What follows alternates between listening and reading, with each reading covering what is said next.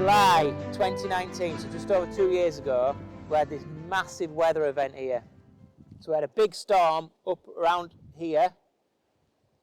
There was a big storm over there, up well called Artengathdale, and there's a big storm over where Bob lives, near Laban and Bellaby. And something seemed to happen, but they all sort of met in this area and just dumped absolutely massive amounts of water really quickly.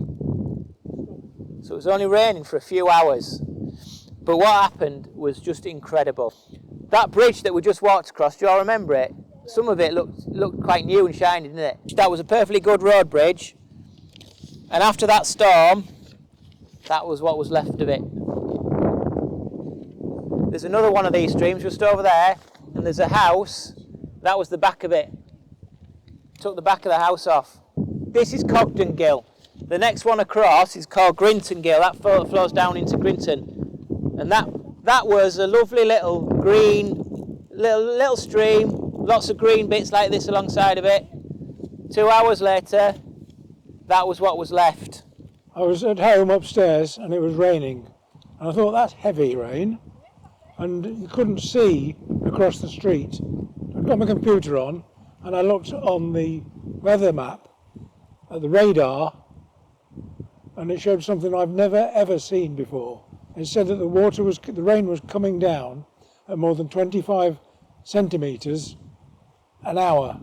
Moors just could not cope with it. Water started coming down, and I live just above the road, but there are houses on the other side which are lower than the road, and the water was just hurtling down the road and going into these houses. It washed garage doors off. It picked cars up and bashed them into the houses.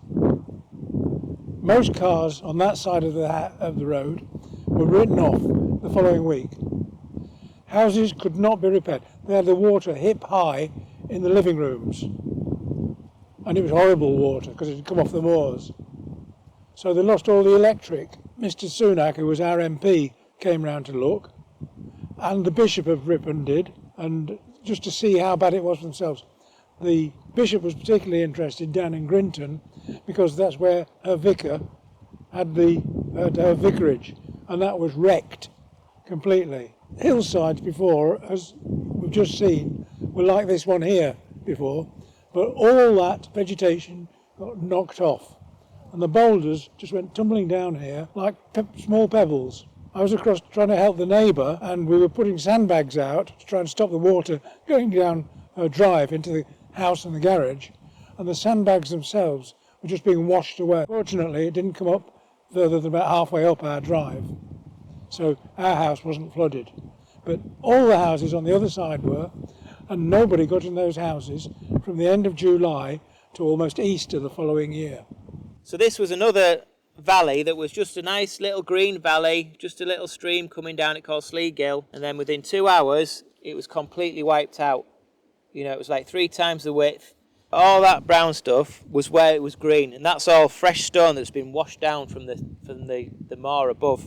But there would have been millions of tons of stone, literally exposed and washed down. We lost that day, within 2 hours, those 2 hours, we lost 14 bridges. And we've still got 2 more to fix, two and a half years later. So what I would like you to do is I want you to devise an experiment that tests whether this can slow the water down, whether plants might slow the water down.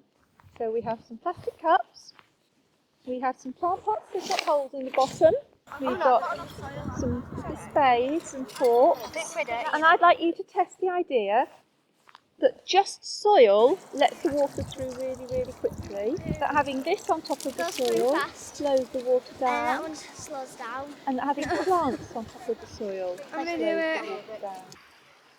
So basically, I think that would slow the water down more, so it absorbs it all up.